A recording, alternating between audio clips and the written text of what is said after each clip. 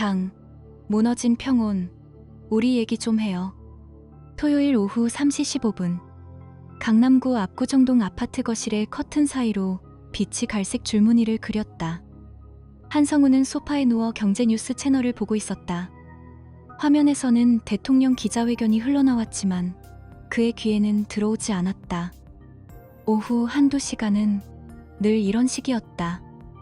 회사에서 돌아온 피로를 몸에서 빼내는 시간, 평온한 시간. 32년 다닌 물류기업에서 부장이라는 자리를 얻은 지 8년째. 성우는 자신의 삶이 잘 정돈되었다고 믿고 있었다. 아내 이소영과의 결혼 18년, 딸 한지은이 고등학교 3학년이 되었고 서울예술대학 음악과 입시 준비로 분주했다.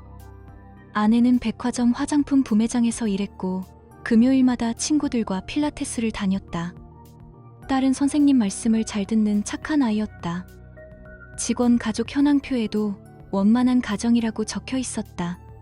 거실 벽장에는 3년 전 제주도 여행 사진이 담긴 액자가 있었다. 세 사람이 오설로 카페 앞에서 웃고 있었다. 성우는 그 사진을 보면서 가끔 잘 살고 있다는 생각을 했다. 성우. 소연의 목소리가 들렸다. 평소와 달랐다. 단단했다. 성우는 화면에서 눈을 떼고 고개를 돌렸다. 아내는 거실 입구에 서 있었다. 앞치마를 벗고 있었다. 팔짱을 끼고 그의 얼굴도 봤다. 정확히는 바라봤다. 우리 얘기 좀 해요. 성우는 소파에서 일어났다. 리모컨을 내려놨다. 아내의 표정을 읽으려 했다. 18년을 함께 산 사람의 얼굴을 읽으려는 마음으로. 에뮤칸. 무슨 얘기? 앉아요. 두 사람은 거실 테이블에 마주보는 소파에 앉았다. 창밖으로는 강남의 이 시간 낮빛이 희미해지고 있었다. 저 멀리 한강이 보였다. 토요일 오후의 한강은 조깅하는 사람들로 가득했다. 성우, 우리 결혼할 때 기억해? 응. 행복했잖아. 소연은 손으로 테이블 위에 물티슈를 집었다. 손이 떨리고 있었다. 성우는 그것을 봤다. 그런데 언제부터일까? 우린 그냥 사는 것 같아. 살아가는 게 아니라. 성우는 대답을 준비했다. 하지만 소연은 계속했다. 지난 1년 동안 난 다른 사람을 만나왔어. 거실의 공기가 멈췄다. 성우의 숨이 들어오지 않는 것처럼 느껴졌다. 누가? 지은이, 음악 선생님. 박도윤. 성우의 얼굴이 창백해졌다. 박도윤. 그는 그 이름을 알고 있었다. 딸 지은이가 작년 11월쯤부터 자꾸만 언급했던 이름이었다. 선생님이 이렇게 말씀하셨어요. 선생님은 이 곡을 이렇게 가르쳐요. 그는 평범한 교사로 생각했다. 지은이가 좋은 스승을 만났다고 생각했다. 너 언제부터? 11월이야. 지은이가 소개했어. 지은이가? 응. 선생님이 우리 집에 과외하러 오실 때 지은이가 우리를 소개했어. 엄마 혼자 계시니까 좋아하실 것 같다고. 성우는 고개를 올렸다. 아내의 얼굴을 응시했다. 그것이 사실인지 확인하려는 듯이. 아내의 눈에는 눈물이 맺혀 있었다. 하지만 그녀의 목소리는 흔들리지 않았다. 성우, 솔직하게 말해줄게. 너는 요즘 전처럼 날 원하지 않아. 1년 전부터. 성적으로도 그렇고. 난 아직 41살이야. 아직 원하는 게 많아. 성우는 입을 열지 못했다. 모든 단어가 입안에서 굳어버렸다. 다음 달에 제주도 가기로 했어. 혼자가 아니라. 뭐? 도윤이와 하와이. 오는 11월 말. 성우의 손가락이 떨리기 시작했다. 팔을 테이블 아래로 내렸다. 이건 너의 욕구 충족일 뿐이야. 가족에는 영향을 안 줄 거야. 그리고 너도 알아. 우린 이미 오래전부터 이렇게 사는 거였어. 거실의 시계가 3시 40분을 가리키고 있었다. 정확히 25분 동안 성우의 세계는 무너졌다. 지은이한테는 뭐라고 했어? 지은이는 내가 행복할 자격이 있다고 했어. 그리고 너더러는 자기중심적이라고. 너는 너의 방식대로만 살려고 한다고. 그때였다. 딸 지은의 음성이 갑자기 들렸다. 엄마, 학원 끝났어. 현관문이 열렸다. 지은은 흰 운동복을 입고 들어왔다. 콧노래를 흥얼거렸다. 성우를 봤다. 아, 아빠 있었어? 응. 성우는 대답했다. 그의 목소리는 낡은 녹음기 같았다. 지은은 엄마를 봤다. 엄마의 얼굴을 빠르게 훑어내렸다. 마치 무언가를 확인하는 것처럼. 그리고 작은 미소를 지었다. 미소였는지 실소였는지 성우는 구분할 수 없었다. 뭐 얘기했어? 응, 좀 했어. 너도 알아야 할 것 같... 성우는 거실에 남겨졌다. 아내와 딸이 지은의 방으로 들어가는 소리, 문이 닫히는 소리, 그 사이로 들려오는 두 명의 목소리, 웃음처럼 들리는 무언가. 토요일 오후 4시, 강남구 압구정동 아파트 거실. 한성우는 혼자 남겨져 있었다. 액자 속 제주도 여행 사진이 그를 바라보고 있었다. 세 사람이 웃고 있는 사진. 그곳이 언제였는지, 그 웃음이 무엇이었는지 성우는 더 이상 알 수 없었다. 창밖에 한강 위로 해가 지고 있었다. 토요일은 끝나가고 있었다. 장, 붕괴와 결단. 이제 내가 떠날 차례. 성우는 사무실 책상에서 보고서를 검토하고 있었다. 휴대폰이 울렸다. 아내였다. 여보, 지은이 과외 선생님 좀 찾아줄 수 있어? 음악 선생님. 어? 지은이가 필요하대? 응, 입시 때문에. 좋은 선생님 있으면 소개해 줄 수 있어? 그것이 박도윤과의 첫 만남이었다.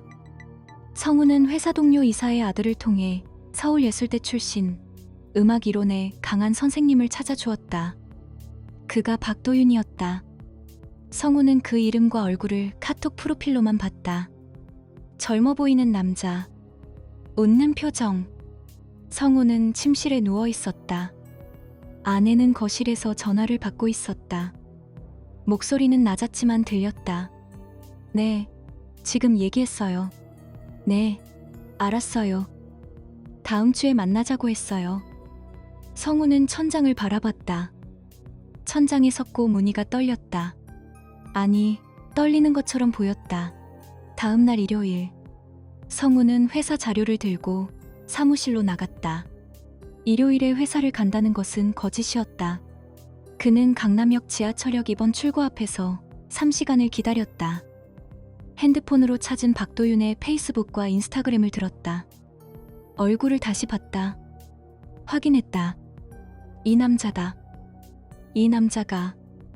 페이스북에는 피아노 레슨, 성악 클래스 광고들이 있었다. 최신 게시물은 2주 전. 가을 서정이라는 제목의 모차르트 영상. 조회수 347. 댓글 3개. 하나는 이소연이었다. 멋진 연주네요. 하트 11개. 그 아래 답글. 소연님도 곧 악보 보지 않고 연주할 수 있을 거예요. 성우는 화면을 너무 오래 봤다. 화면이 어두워졌다. 다시 켰다. 같은 댓글이 반복됐다. 성우는 아내의 핸드백을 열었다. 신용카드 내역을 봤다. 4번의 호텔 결제. 강남역 인근 비즈니스 호텔. 8월 12일, 8월 26일, 9월 2일, 9월 9일. 정확히 2주마다. 금액은 매번 12만 원. 그 다음 날 성우는 그 호텔 프론트에 전화했다. 목소리를 낮췄다. 다음 주에 약속이 있는데요. 제 아내 이소연이 있는지 확인 좀 해줄래요? 9월 16일. 죄송한데 손님 정보는 확인해 드릴 수 없습니다. 성우는 전화를 끊었다. 그날 밤 성우는 딸 지은의 방문을 두드렸다. 지은아, 들어가도 돼? 지은은 피아노 악보를 보고 있었다. 박도윤 선생님의 과제였다. 응, 아빠. 박도윤 선생님이랑 엄마가 친한 거야? 지은은 악보에서 눈을 떼지 않았다. 왜? 그냥 물어본 거야. 네, 엄마랑 선생님이 음악으로 통해서 잘 지내시는 것 같아요. 선생님이 우리 엄마를 처음 본 날 음악을 아는 여자는 다르다고 말씀하셨어요. 성우의 손가락이 떨렸다. 그래, 그렇구나. 아빠는 왜 자꾸 엄마를 힘들게 해요? 성우는 딸의 얼굴을 봤다. 지은은 여전히 악보를 보고 있었다. 18년을 함께 산 아내보다 더 멀어 보였다. 뭐라고? 엄마가 옛날처럼 행복해 보이지 않았잖아요. 선생님을 만나니까 달라졌어요. 근데 엄마가 행복할 자격이 없어요? 아빠는 항상 엄마 맘을 안 봐요. 자기 일만 해. 자기 회사 얘기만 해. 엄마가 뭘 원하는지는 물어본 적 없잖아요. 성우는 문을 나갔다. 아무 말도 하지 못한 채 성우는 사무실 화장실에 앉아 있었다. 30분을 그대로 있었다. 아무도 그를 찾지 않았다. 부장이 화장실에 30분 있어도 아무도 묻지 않았다. 그는 결정했다. 그날 점심시간 성우는 강남역 인근 사설탐정 사무실을 방문했다. 간판은 없었다. 3층 건물의 2층. 창문에는 개인조사, 신뢰도 조사라고 손글씨로 쓰인 종이가 붙어 있었다. 문을 열었다. 50대 남자가 책상 앞에 앉아 있었다. 안녕하세요. 네, 뭘? 아내의 불륜을 증명하고 싶습니다. 남자는 안경을 위로 올렸다. 비용은 200만 원. 기간은 2주. 증거는 사진과 영상으로 제공해 드립니다. 성우는 명함을 받았다. 회사 이름은 신뢰조사단이었다. 증거 수집 후에는 어떻게 해야 합니까? 님이 원하시는 대로 하시면 됩니다. 법원 제출용이라면 추가 문서화 가능합니다. 위자료 청구, 이혼 소송 준비 단계인 거죠. 성우는 2주 뒤의 일정을 생각했다. 아내의 하와이 여행, 11월 말. 충분했다. 진행해주세요. 화요일부터 탐정이 움직였다. 성우는 매일 저녁 카톡으로 사진을 받았다. 9월 16일. 호텔 입구에서 나란히 걷는 두 사람. 아내는 핑크색 가디건을 입고 있었다. 성우는 그 가디건을 산 적이 없었다. 9월 23일. 강남역 카페 2층. 손을 잡고 있다. 아내는 웃고 있다. 성우가 본 것 중 가장 밝은 웃음이었다. 9월 30일. 박도윤의 원룸 현관 앞. 두 사람이 안기고 있다. 아내의 손가락은 박도윤의 목 뒤에 있다. 성우는 매번 사진을 받은 후 회사 화장실에 가서 20분을 울었다. 아무도 들리지 않을 만큼 작게. 10월 8일. 탐정이 최종 영상을 보냈다. 호텔방 안의 CCTV 영상. 불법이지만 가능했다. 500만 원을 더 냈다. 성우는 영상을 본 후 휴대폰을 집에 던졌다. 그날 밤 아내는 회사 야근이라고 했다. 딸은 학원에 가 있었다. 성우는 혼자 거실 소파에 앉아 있었다. 토요일과 같은 소파. 하지만 다른 사람. 그의 손가락은 떨리고 있었다. 하지만 마음은 굳어 있었다. 떨리는 손가락으로 메모 앱을 켰다. 제목을 썼다. 성우는 메모를 저장했다. 휴대폰을 내려놨다. 밤 10시 30분.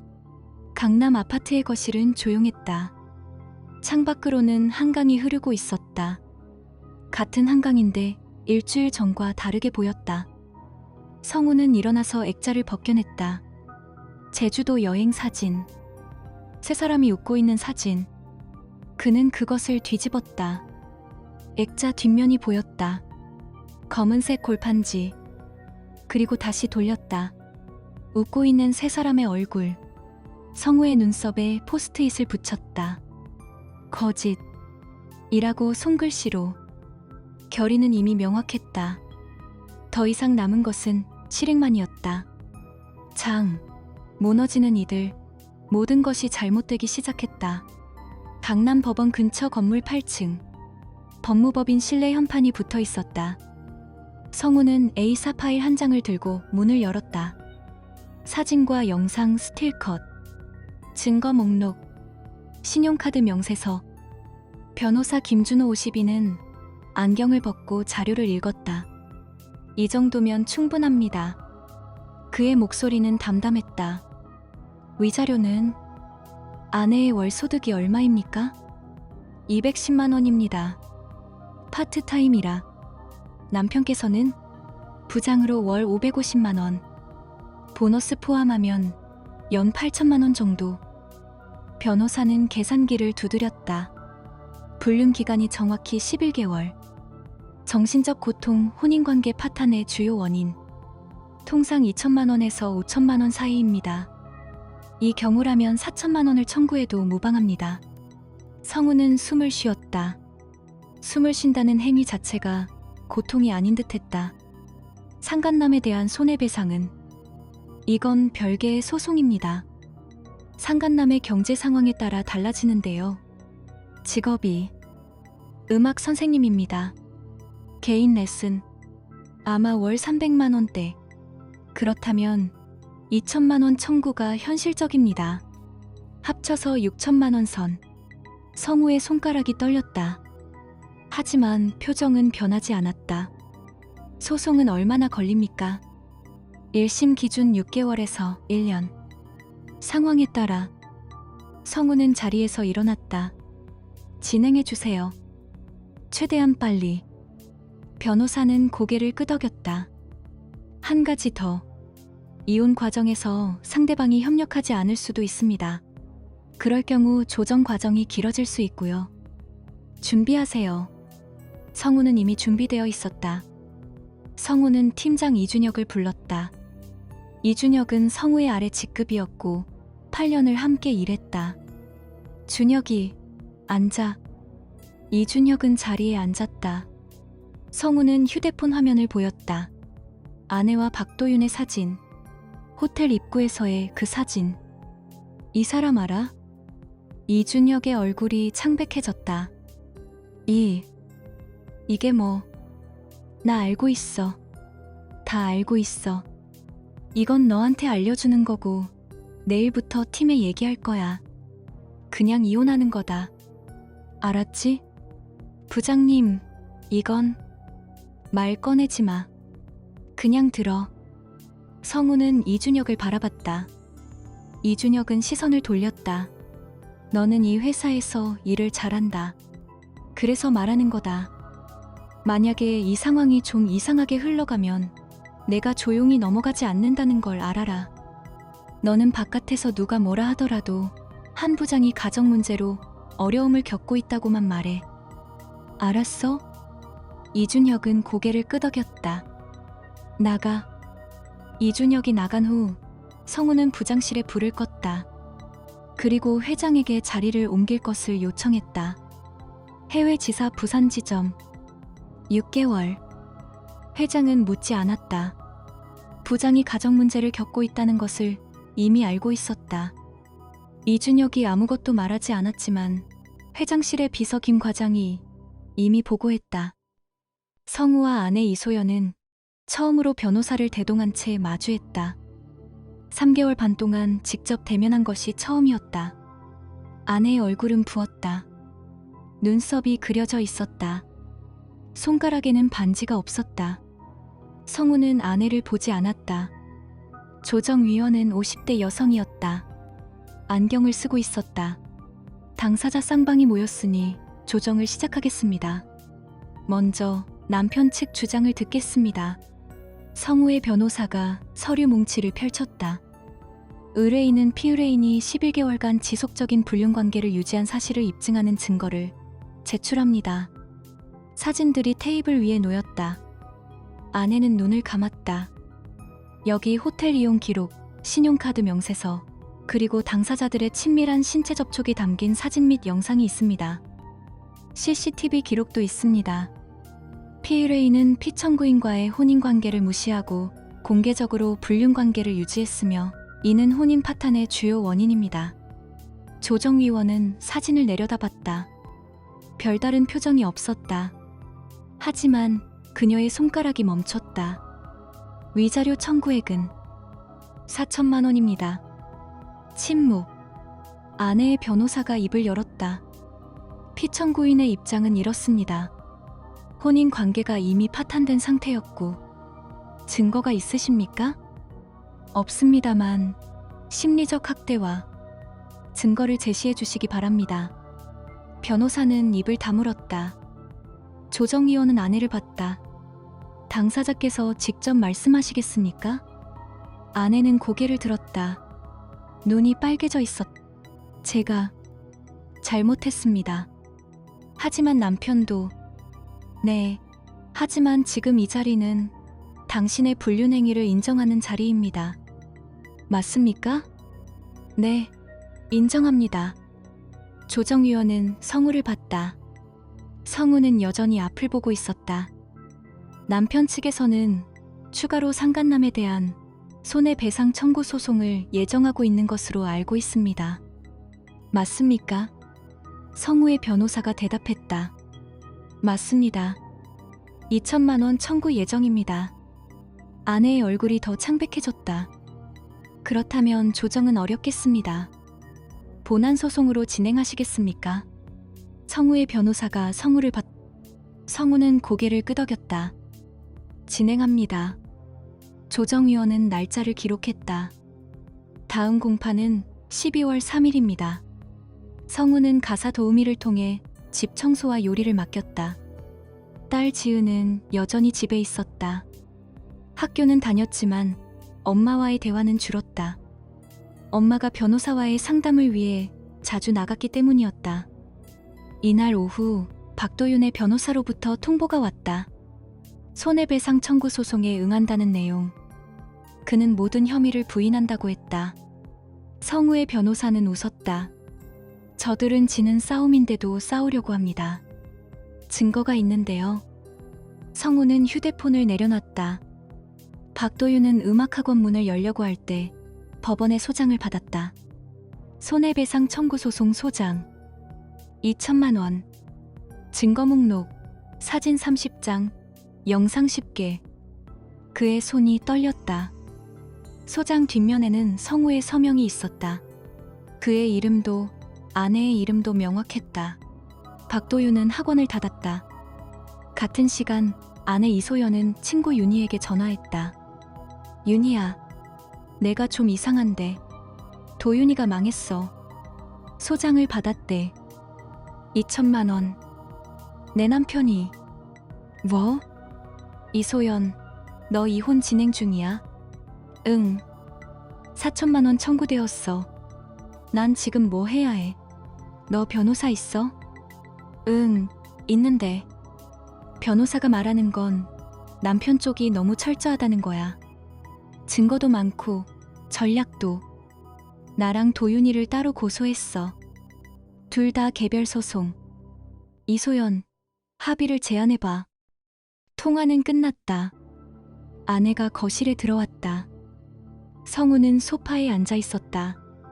신문을 읽고 있는 척했지만 읽지 않고 있었다.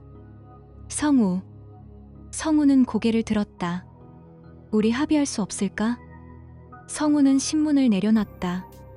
아내를 봤다. 아내의 눈은 불안했다. 조건이 뭐야? 내가 2,500만 원을 줄 테니까 도윤이한테는 청구를 취하해 줄 수 없을까? 그리고 이혼 빨리 끝내고. 성우는 침묵했다. 오래. 아, 그리고 지은이 양육권은 딸은 내가 가진다. 아내의 얼굴이 일그러졌다. 뭐라고? 지은이는 내가 양육한다. 딸이 그쪽을 원할 때까지는 내가 보호한다. 성우, 지은이는 내 딸이야. 어떻게? 그 딸이 아빠를 배신했지. 성우의 목소리는 차가웠다. 아니, 얼음처럼 차가웠다. 지은이는 내 딸이기 전에 너의 딸이었다. 그리고 너는 그 딸 손에 이끌려서 이 일을 저질렀다. 아내는 입을 다물었다. 합의금 2천만 원, 위자료 4천만 원 유지, 상간남 손해배상 1천만 원으로 내려준다. 총 7천만 원. 이게 내 제안이다. 7천. 난 그 정도는. 그럼 본안 소송 간다. 8월부터 지금까지 합쳐서 5개월이다. 6개월까지 잠깐이다. 증거는 더 나올 것도 있고. 아내의 입술이 떨렸다. 3일 안에 답을 달아. 성우는 신문을 다시 들었다. 이혼 조정실. 아내의 변호사가 합의금 2천만 원, 위자료 4천만 원의 수정안을 제시했다. 상간남의 손해배상은 포기했다. 조정위원은 성우의 변호사를 봤다. 상대방이 합의를 제시했습니다. 성우의 변호사는 성우를 봤다. 성우는 고개를 끄덕였다. 합의합니다. 단, 양육권은 남편이 보유합니다. 아내는 눈물을 흘렸다. 하지만 고개를 끄덕였다. 조정위원은 조정조서를 작성했다. 이혼, 합의금 2천만 원, 플러스 위자료 4천만 원, 양육권 남편, 면접교섭권 월일회. 성우는 서명했다. 아내도 서명했다. 법정을 나가며 성우는 처음 아내의 눈을 마주쳤다. 아내의 눈에는 공포와 절망이 있었다. 성우는 아무 표정도 짓지 않았다. 다만 그렇게 말했다. 이제 끝이다. 그의 목소리는 낮았다. 하지만 분명했다. 아내가 뒤따라오려 했을 때 성우의 변호사가 그녀의 팔을 잡았다. 조정조서가 나왔습니다. 이제 대화할 것은 없습니다. 성우는 계단을 내려갔다. 11월의 햇빛이 얼굴을 비추었다. 그의 표정은 여전히 무표정했다. 하지만 주먹은 풀려 있었다. 가방 속에는 조정조서가 있었다. 이제 합법적인 문서였다. 고통도 분노도 더 이상 필요하지 않았다. 비극은 끝났고 현실만 남았다. 장, 회복의 시작. 아빠, 미안해요. 학원 문에는 휴원 종이가 붙어 있었다. 이미 3주. 학생 12명 중 10명이 그만뒀다. 소문이 났기 때문이었다. 한 학부모가 박도윤의 인스타그램을 확인한 후 게시판에 기혼자 여성과 부적절한 관계, 신뢰할 수 없음이라고 남겼다. 그것으로 충분했다. 박도윤은 휴대폰을 들었다 놨다를 반복했다. 아내 이소연으로부터는 아무 연락도 없었다. 변호사만 있었다. 변호사는 말했다. 손해배상 청구 소송 1차 기일 12월 3일입니다. 법원에 출석하셔야 합니다. 제가 합의할 수 있을까요? 피청구인께서 합의 의사를 보이지 않고 있습니다. 박도윤은 월세 30만 원짜리 원룸에서 벽을 응시했다. 이 방은 이소영과 만나던 곳이었다. 아니, 더 정확히는 상인의 방이었다. 그곳에서 두 사람은 만나지 않았다. 박도윤은 이전에 살던 곳에서 나왔다. 은행 대출금이 있었고 학원 월세도 밀렸다. 그는 지금 700만 원의 빚을 지고 있었다. 손해배상 청구가 나가면 2천만 원이 추가된다. 그의 어머니는 부산에 살고 있었다. 그는 어머니에게 전화하지 않았다. 성우는 지은의 방에 들어갔다. 딸은 침대에 누워 천장을 보고 있었다. 지은아. 지은은 고개를 돌렸다. 아빠, 학교는 잘 다니고? 응. 음악은? 지은은 입을 다물었다. 박도윤 선생님의 과외는 2달 전에 끝났다. 지은은 대학 입시를 앞두고도 음악을 하지 않고 있었다. 내가 물어볼 게 있어. 성우는 침대 옆에 앉았다. 엄마를 소개한 것 너는 뭐라고 생각해? 지은은 천장을 바라봤다. 나 모르겠어요. 그때 넌 뭐라고 했니? 엄마도 행복할 자격이 있다고. 그때는 몰랐어요. 예? 그게 몰락이라는 거를. 성우는 딸의 얼굴을 봤다. 지은의 눈에는 눈물이 맺혀 있었다. 아빠, 미안해요. 진짜. 성우는 아무 말도 하지 않았다. 다만 딸의 손을 잡았다. 그것으로 충분했다. 지은은 면접 대기실에서 다른 학생들을 봤다. 함께 준비했던 학생들. 그들은 모두 악보를 들고 있었다. 곡을 외우고 있었다. 지은은 악보를 들지 않았다. 3개월 동안 피아노를 치지 않았다. 그 3개월이 너무 길었다. 음악과는 멀어졌고 손가락도 굳었다. 면접실에 들어갔을 때 심사위원은 지은에게 물었다. 그동안 어떤 곡을 준비했나요? 모차르트, 소나타, K545를 준비했습니다. 그녀는 피아노 앞에 앉았다. 손가락이 떨렸다. 첫 음이 나왔을 때 지은은 생각했다. 이 음은 어떤 음이었을까? 정말 내 음일까? 피아노는 거짓을 말하지 않는다. 건반을 누르면 소리가 난다. 다른 누군가의 손을 거쳐 나오는 소리가 아니라 정확히 자신의 손가락이 낸 소리. 면접을 마친 후 지은은 대기실로 나왔다. 불합격했다. 아직 발표가 나지 않았지만 그녀는 알고 있었다. 박도윤은 법정에 서 있었다. 성우는 변호사 옆에 앉아 있었다. 판사는 50대 남성이었다. 피청구인 귀하는 이 사건에 대해 어떻게 주장하십니까? 박도윤은 서 있었다. 목이 건조했다. 죄송합니다. 제가 잘못했습니다. 합의하고 싶습니다. 판사는 종이에 뭔가를 썼다. 피청구인께서 합의 의사를 표시하셨습니다. 청구인 측의 의견은? 성우의 변호사가 입을 열었다. 청구인은 손해배상 청구액 2천만 원에서 1,500만 원으로 인정하겠습니다. 박도윤의 얼굴이 창백해졌다. 1,500만 원. 그는 월 수입이 300만 원인 사람이었다. 5개월을 일해야 한다. 그것도 지금 학원이 문을 닫아 있는 상황에서. 청구인 측에서 이 정도로 합의하시겠습니까? 네, 합의합니다. 단 3개월 내 일괄 납. 판사는 다시 뭔가를 썼다. 3개월 내 합의금 1,500만 원 납부. 합의합니까? 박도윤은 고개를 끄덕였다. 선택의 여지가 없었다. 판사는 합의조서를 작성했다. 그것으로 끝이었다. 박도윤이 법정을 나갈 때 그는 성우와 눈을 마주쳤다. 성우의 눈은 비어 있었다. 박도윤은 어머니 김영숙 75과 식탁에 앉아 있었다. 어머니는 아들의 얼굴을 보고 있었다. 일주일 만에 얼굴이 달라져 있었다. 도윤아, 뭐해? 엄마, 내가 잘못했어. 뭐를? 박도윤은 입을 다물었다. 어머니에게 어떻게 말해야 할지 몰랐다. 자신은 기혼자 여성과 불륜을 저질렀고 그 남편으로부터 소송을 당했다고? 엄마, 돈이 필요해. 왜? 법원에서 돈을 내야 해. 어머니는 식사를 놨다. 얼마? 1,500만 원. 어머니는 숨을 쉬었다. 깊게. 도윤, 넌 뭐 했어? 미안해. 어머니는 더 이상 묻지 않았다. 그녀는 일어나서 방으로 들어갔다. 그리고 옷장을 열었다. 박스를 꺼냈다.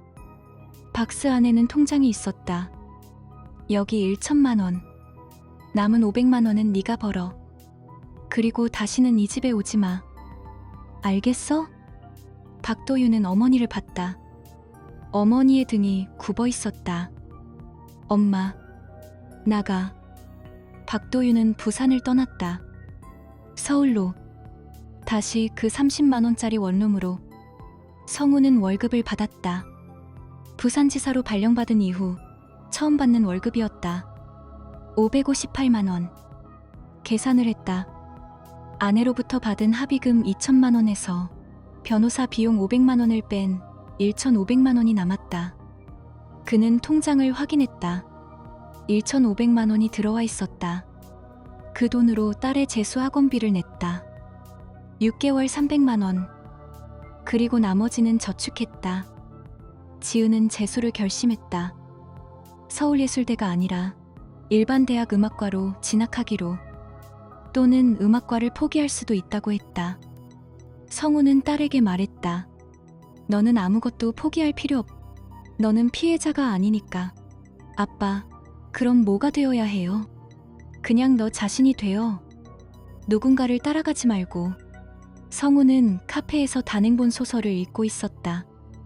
해외 지사로의 발령은 아직 유지되고 있었다.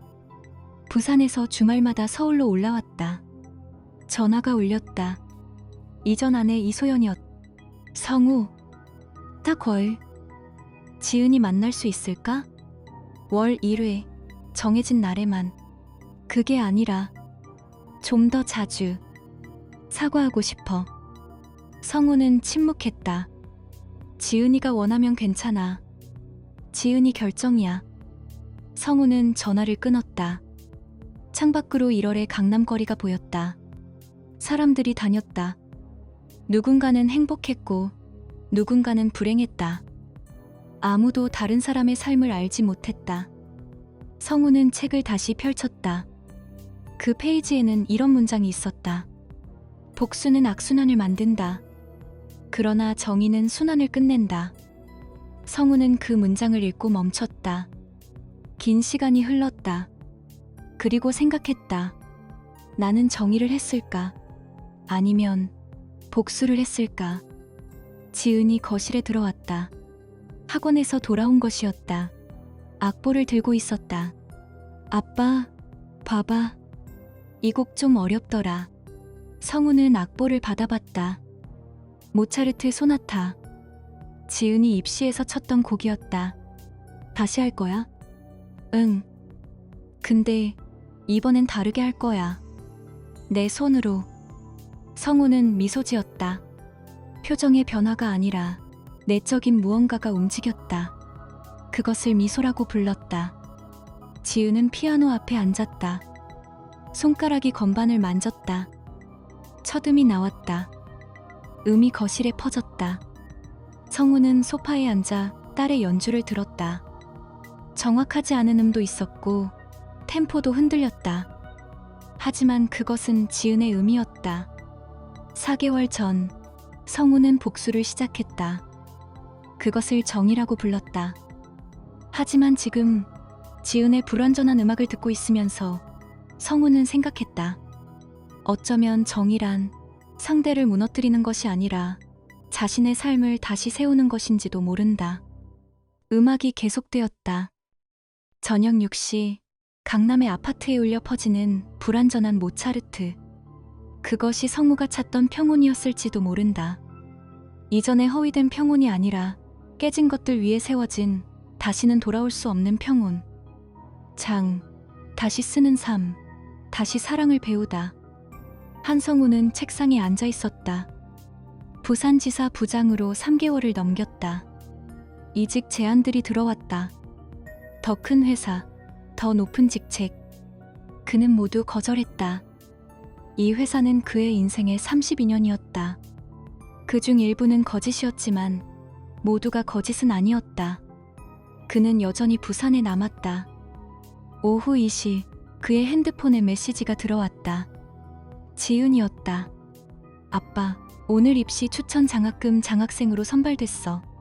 실명은 비공개지만 음악 아님 경영학.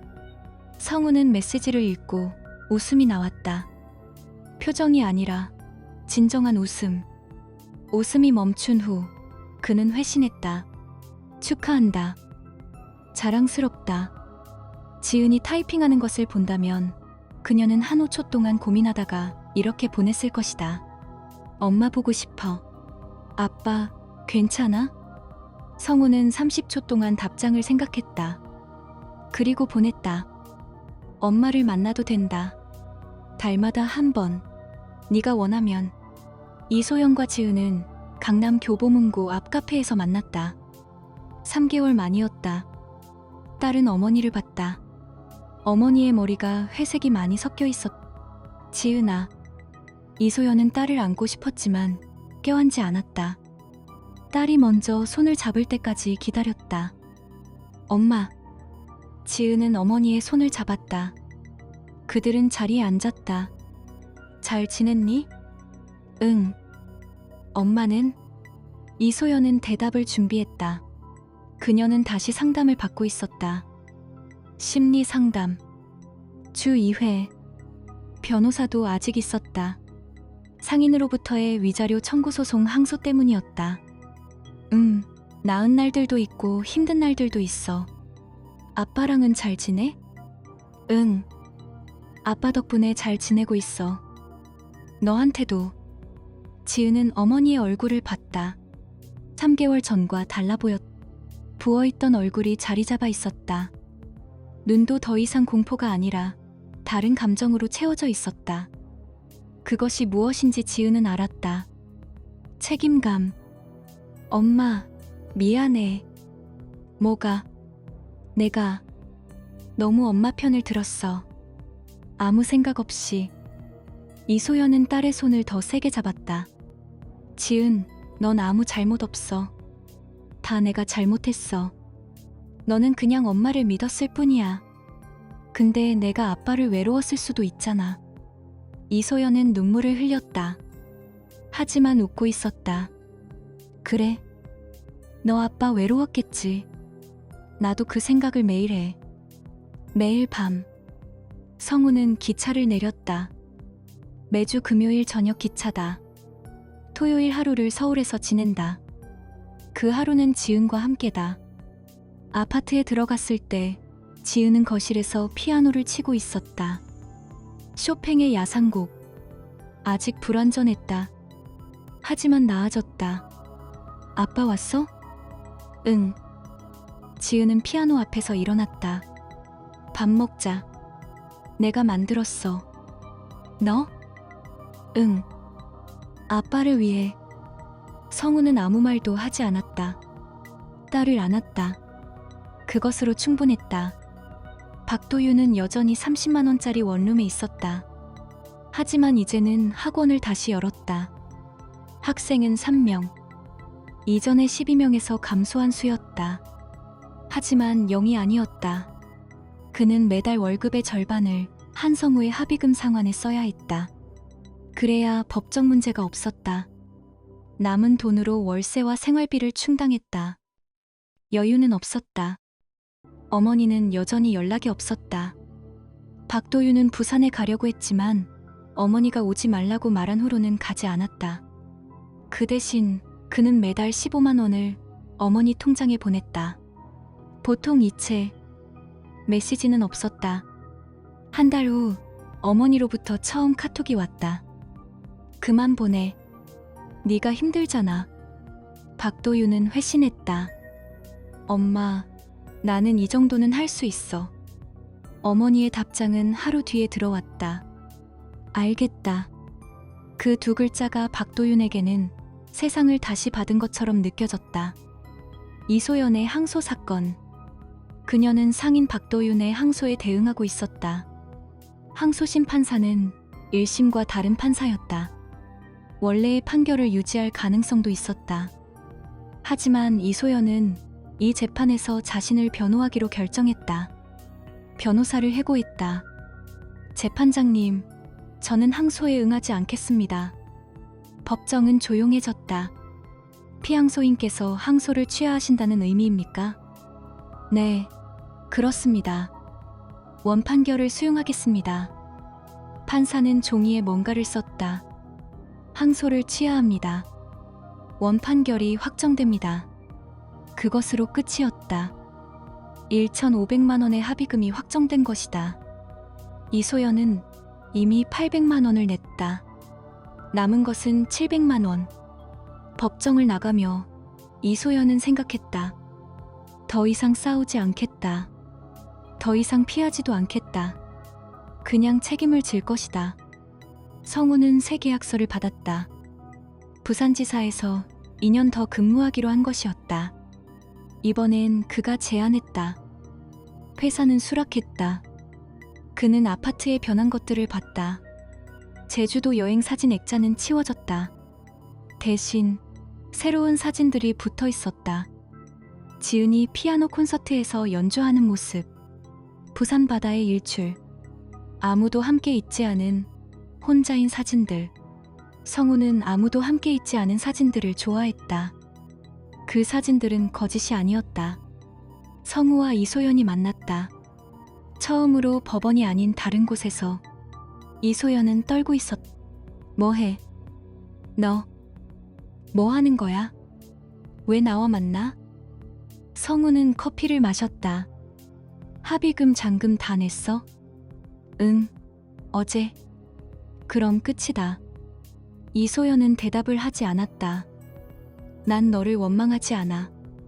더 이상은. 이소연이 눈물을 흘렸다. 지은이가 너를 만나길 원해. 월 2회로. 그게 괜찮으면 계속하고 아니면 멈춰도 괜찮아. 지은이가 결정할 거야. 성우. 그게 다야. 성우는 일어났다. 이소연은 그의 등을 봤다. 3년 전의 등과 다르지 않았다. 하지만 무언가는 완전히 달라져 있었다. 성우는 책상 앞에 앉아 있었다. 모니터에는 회계 자료가 뜨고 있었다. 일상. 예상 가능한 일상. 그는 옛날을 생각했다. 1월 토요일 오후. 아무것도 모르던 그 시간. 그 시간이 정말 평온했을까? 아니었다. 그것은 거짓된 평온이었다. 속이 썩어가는 평온. 그래서 배신이 잠복할 수 있었고, 딸이 엄마 편을 들 수 있었고, 아내가 다른 남자를 원할 수 있었다. 성우는 창밖을 봤다. 부산 사무실은 고층 건물에 있었다. 저 아래 거리에는 수천 명의 사람들이 다녔다. 누군가는 행복했고, 누군가는 불행했고, 누군가는 거짓된 평온을 살고 있었다. 그는 알고 있었다. 그중 누가 옳고 누가 그른가가 아니라 자신이 무엇을 택할 것인가가 중요하다는 것을. 성우는 기차에 앉아 있었다. 토요일 지은이를 만날 날이었다. 이제는 습관이 되었다. 매주 금요일 저녁 기차. 매주 토요일 아침 지은을 보기. 그의 핸드폰에 메시지가 들어왔다. 회사 후배 김민희 39로부터였다. 회사 내 이별식이라는 설명이었다. 그녀는 현재 부산지사 팀장이었다.